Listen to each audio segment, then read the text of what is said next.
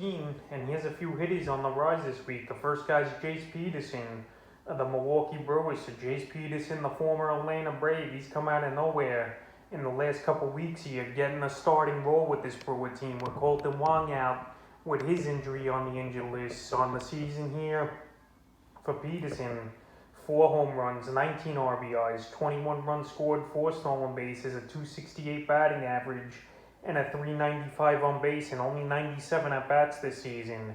And the last couple weeks here, since he's had an expanded role, 2 home runs, 11 RBIs, 12 runs scored, 2 stolen bases, a 400 batting average, and a 522 on base percentage here for Jayce Peterson. So Peterson right now, he's been the hottest waiver wire pickup this week here, added in 28% of fantasy leagues, and right now he's versatile as they come here in fantasy baseball as well, qualifying at first, second, and third in outfield here in fantasy leagues is Peterson. In the last few games for him, July 1st at Pittsburgh, 1-for-3 with 2 runs and an RBI. July 2nd at Pittsburgh, 1-for-4 with a homer and an RBI. July 3rd at Pittsburgh, 2-for-5 with 4 RBIs and a stolen base. July 4th at Pittsburgh, 0-for-1. July 5th at the Mets, 0-for-3, and in a doubleheader at the Mets July 7th, 2-for-4 with a homer and RBI and 3 runs scored. So Jayce Peterson, he's going out there, he's producing. And right now with his versatility, even when Colton Wong comes back, I think he's a guy that could play almost every day pretty much here for this Brewer team. And he's definitely on the rise this week. The second hit is Joey Gallo of the Texas Rangers. So all of a sudden, Joey Gallo, he's really getting things going this season with a good batting average to his standards and 23 home runs on the season for Gallo. On the season, 23 homers, 51 RBIs, 52 runs scored, 6 stolen bases, a 240 batting average, and a 395 on base. But the last couple weeks here, he's been on a home run tear, 10 home runs, 18 RBIs, 14 runs scored, a 341 batting average, and a 460 on base. So right now, Gallo, he's playing the best baseball of his career right now, especially with a batting average that high in the last 2 weeks here, where he's really tearing the cover off the ball and hitting a home run almost every day in the last 2 weeks as well here. So the last few games for Gallo, July 1st at Oakland, 3-for-3 with a homer, 3 RBIs, and 2 runs scored. July 2nd at Seattle, 0-for-3. July 4th at Seattle for Gallo, 0-for-4. July 5th versus Detroit, 1-for-4 with a homer, 2 RBIs.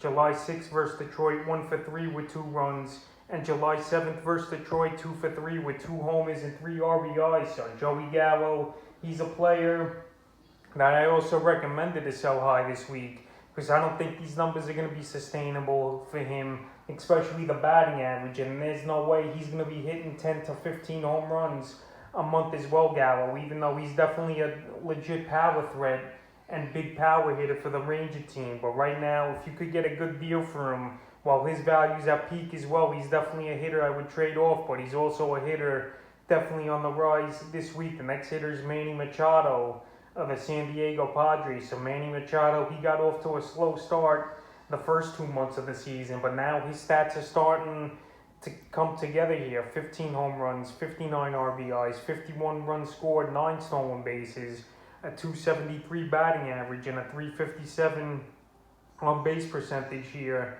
for Manny Machado. In the last couple weeks for him, 3 homers, 11 RBIs, 13 runs scored, a stolen base, a 378 batting average, and a 478 on base. So right now he's smoking hot here is Manny Machado. And this is what many owners thought they would get for him when they drafted him first, second round of their fantasy drafts coming into the year. And right now he's definitely getting it going and a hitter on the rise. The last couple games for him, July 1st at Cincinnati, 1-for-3 with 3 runs and a stolen base. July 2nd at Philly, 1-for-4. July 3rd at Philly, 1-for-4 with a homer, 2 RBIs and a run. July 4th at Philly, 2-for-2 with 2 homers, 5 RBIs, and 3 runs scored. July 5th versus the Nats, 0-for-3 with a run. July 6th versus Washington, 3-for-4 with 3 runs and an RBI. And July 7th versus Washington, 2-for-2 with an RBI. So right now, in 3 out of his last 4 games, he's had multiple hit games. Here is Manny Machado. And right now, he's playing great baseball, and he's definitely a hitter on the rise and living up to expectations right now. The next hit is Garrett Cooper of the Miami Marlins. So we've seen flashes on and off this season of Cooper putting up big numbers. And on the season for him, 9 home runs, 31 RBIs, a stolen base, 26 runs scored, a 284 batting average, and a 377 on base. But the last couple weeks here for Cooper, 4 homers, 9 RBIs, 9 runs scored, a stolen base, a 485 batting average, and a 605 on base. So right now he's out of this world here, is Cooper, getting on base 60% of the time for this Marlin team. And he qualifies at first in outfield in fantasy, but right now he's still out there in 86% of fantasy leagues as well. And right now he's batting third. He's playing every day here for this Miami Marlin team. And he's a player that definitely should be picked up in most leagues and definitely on the rise this week. The last few games for him: July 2nd at Atlanta, 1 for 2. July 3rd at Atlanta, 2 for 4 with a homer and 2 RBIs. July 4th at Atlanta, he pinched hit in that ball game, 1 0 for 1. July 5th versus the Dodgers, 1 for 2 with a run and RBI, a stolen base. July 6th versus the Dodgers, 0 for 4. July 7th versus the Dodgers, 3 for 3 with 2 homers and 2 RBIs. And then July 8th, 2 for 4 versus the Dodgers. So right here, Cooper, he's got 5 hits in his last 2 ball games, and he's paying good dividends for this Miami Marlin team. And he led them to victory versus the Dodgers, taking that series 3 out of 4. So right now, Cooper's on the rise. He's playing good baseball, and he's definitely helping fantasy owners who picked him up and the Miami Marlins. And the 5th and final hitter on the rise this week's Willy Adames of the Milwaukee Brewers. So Willy Adames, he's been a big pickup as well, like his teammate Jayce Peterson this week. Added in 14% of fantasy leagues is Adames. And I spoke about him a lot this week. First in the waiver wire video, and then second, if I could sell him high, why not picking up a guy and getting top value for a free agent you just picked off the waiver wire.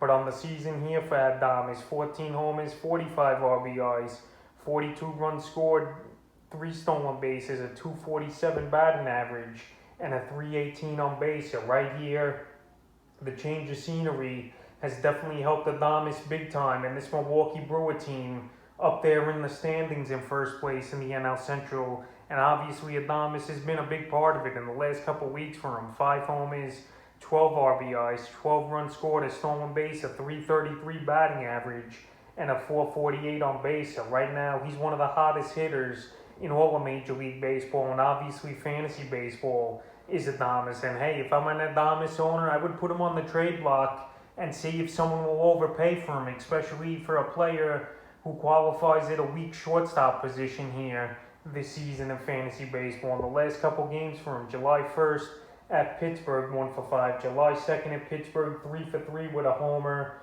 an RBI, and 2 runs. July 3rd at Pitt, 1 for 4 with 2 runs. July 4th at Pittsburgh, 1 for 3. July 5th at the Mets, 2 for 4 with a run. And then in the doubleheader at the Mets, 1 for 8 with a homer in that ball game. So right there, that was a struggle in the doubleheader for Adames, but he still was productive at least with a home run. And this Milwaukee Brewer team, let's see if they finish off strong now in a series with the Cincinnati Reds over the weekend. And Willy Adames, he's been a big dividend for their team and fantasy owners, and he's definitely a hitter on the rise this week. So that's a few hitters on the rise here in Week 14 of the fantasy baseball season.